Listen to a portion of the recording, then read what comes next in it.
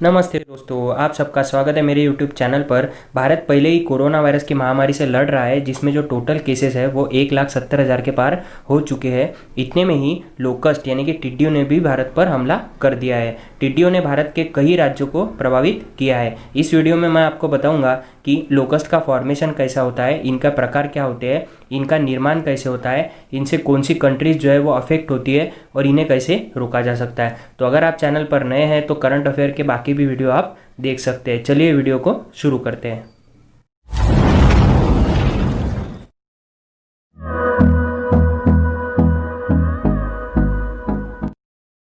चलिए देखते हैं लोकस्ट यानी कि टिड्डियों ने जिन भारतीय स्टेट्स पर हमला किया है वो स्टेट्स कौन से हैं और सबसे प्रभावित स्टेट कौन सा है। तो सबसे प्रभावित जो स्टेट है वो है राजस्थान। जैसा कि हम वीडियो में देख सकते हैं, राजस्थान के जयपुर में जो है लोकस्ट ने भारी मात्रा में अटैक किया है, जिसके कारण करीबन 90,000 हेक्टेयर ज़मीन जो है उसकी जो फसल है वो बर्बाद हो चुकी है। दूसरा स्टेट है गुजरात, तीसरा है मध्य प्रदेश, चौथा है महाराष्ट्र। महाराष्ट्र के कई जिले जैसे कि अकोला, गोंदिया, भंडारा, यहाँ पर भी फसल की काफ़ी बर्बादी हुई है, जैसा कि हम देख सकते हैं।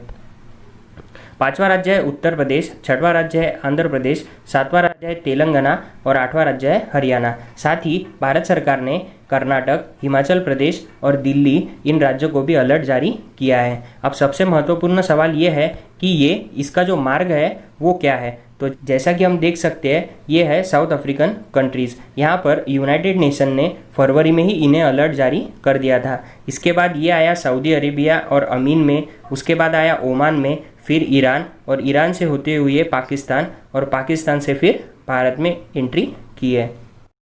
चलिए अब देखते हैं लोकस्ट यानी कि टिड्डिया यानी क्या होता है। तो जैसा कि हम फिगर में देख सकते हैं, यह है लोकस्ट यानी टिड्डी। ये एक प्रकार के इंसेक्ट्स यानी कीड़े ही होते हैं जो फड़फड़ करने वाले या कूदने वालों की फैमिली में आते हैं, यानी जिन्हें हम ग्रास होपर्स भी कहते हैं।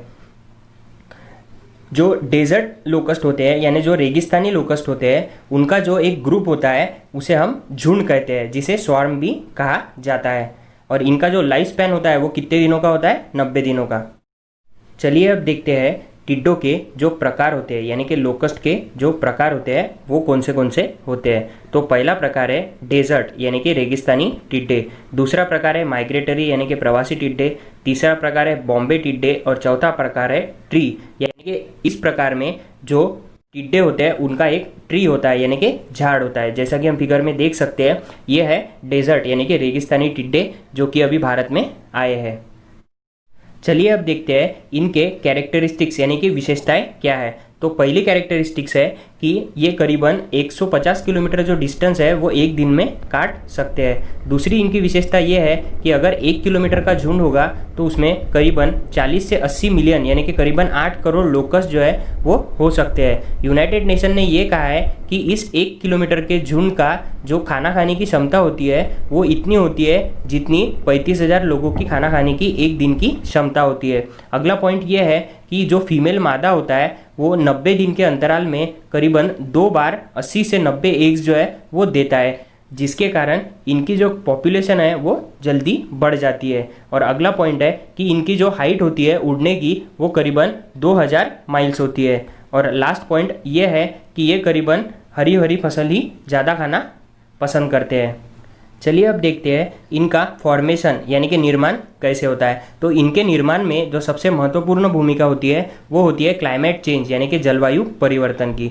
और जलवायु परिवर्तन में ग्लोबल वार्मिंग जो है वो सबसे इम्पोर्टेंट फैक्टर है। ग्लोबल वार्मिंग यानी जो वैश्विक तापमान वृद्धि हो रही है, वो वैश्विक तापमान वृद्धि के कारण जो साइक्लोन्स है उनका फॉर्मेशन भी होता है। जैसे कि अभी अभी भारत में अम्फान साइक्लोन भी आया है।